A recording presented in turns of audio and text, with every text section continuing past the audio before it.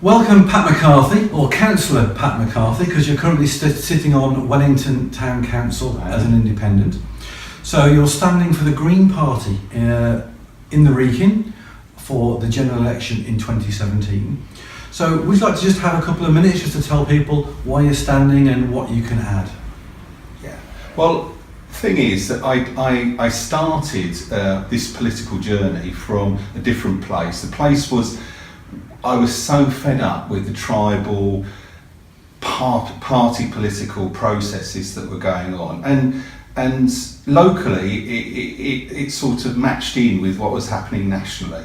So I set my own party up, but unfortunately I couldn't stand in any elections under the name of People First, because there was a People First party somewhere in Kent, I believe. So that put the kibosh on that but I still like the name, because that's essentially where I stand, putting people before profits, before other considerations. And that sort of politics was similar to what I read about when I looked at the Green Party material. So that's why I joined the Green Party. And I've been a councillor, an independent councillor, for the last 7 years. I've stood 3 times now. I've got lots of critical views on the way local politics works. And if I became an MP, I would try to change not just nationally the way people interact with politics and the political classes, but also on a local level. Because I believe, or I always believed in fact, that politics should be as local as possible, engaging with people. So that's where I stand.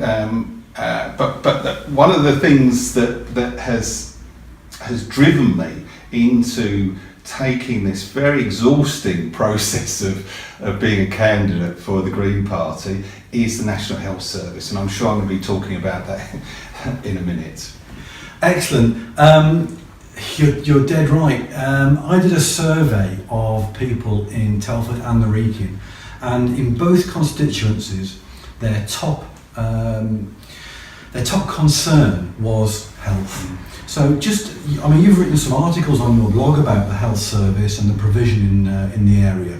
So just expand on that for a moment and tell us a little bit about what your plans would be for the health service in the area. Well, first of all, I'd like you to understand my general analysis of what's going on politically with the health service. And I've actually got some backdrop here. We have a health minister who has jointly authored a pamphlet which talks about and advocates the denationalisation of our health provision. In other words, privatising it. This is the man that is tasked with the largest budget that the government has to spend, and he's already said that he thinks that this is a public asset is not working and not functioning properly. He thinks it is better to allow companies to come in and put profit before the needs of the people that they serve. And I completely reject that, and I think the people of this country reject that. In terms of what's happening here, I think all the parties are using the health service as a political football. They're trying to muscle in on people's justifiable fears that this service is being downgraded generally, not just in our region. And they're trying to say, look, we're here to make sure the PRH retains its A&E and women and children's services, and we're going to fight for that. But that's not the issue. The issue is, it is austerity. It is the government's austerity plan that is behind it all.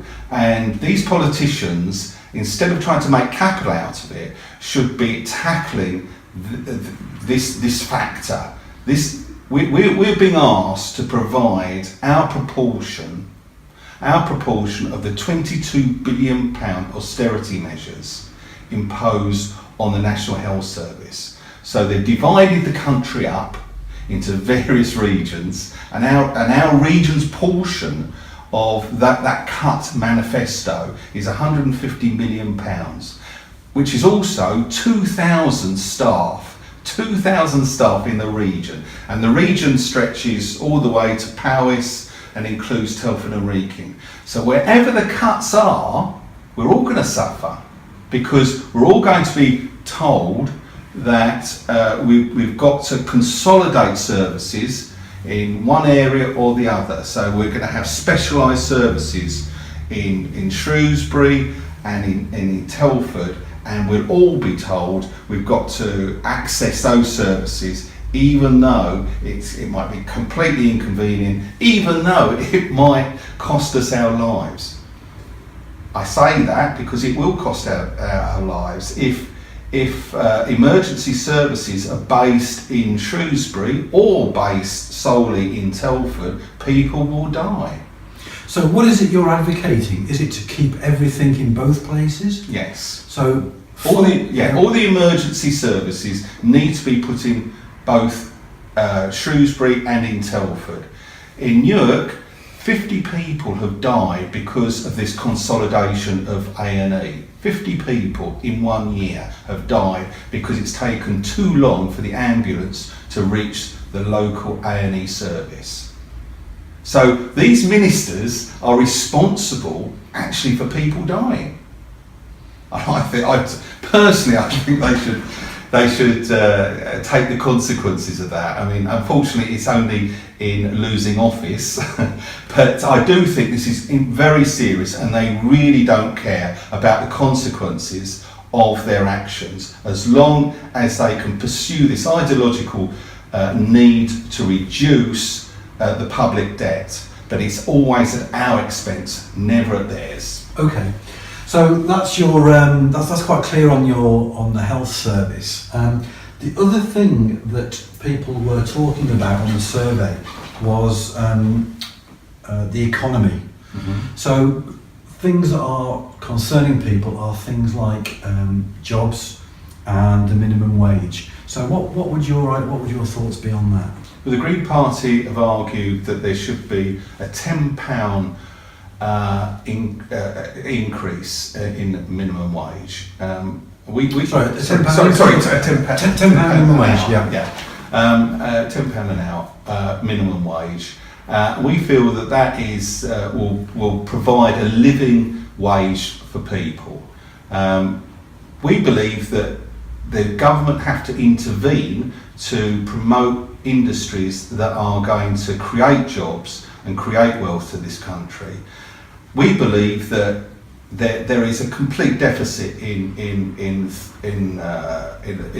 the way the government are approaching the economy, and the need to invest in growth areas.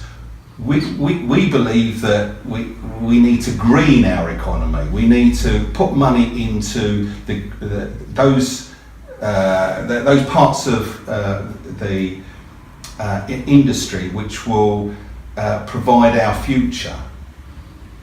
Do you know there's hardly any wind turbines that are actually produced in this country?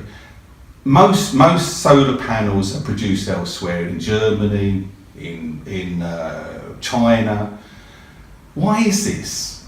It almost seems as if again there's an ideological drive and motive for this government to avoid this new type of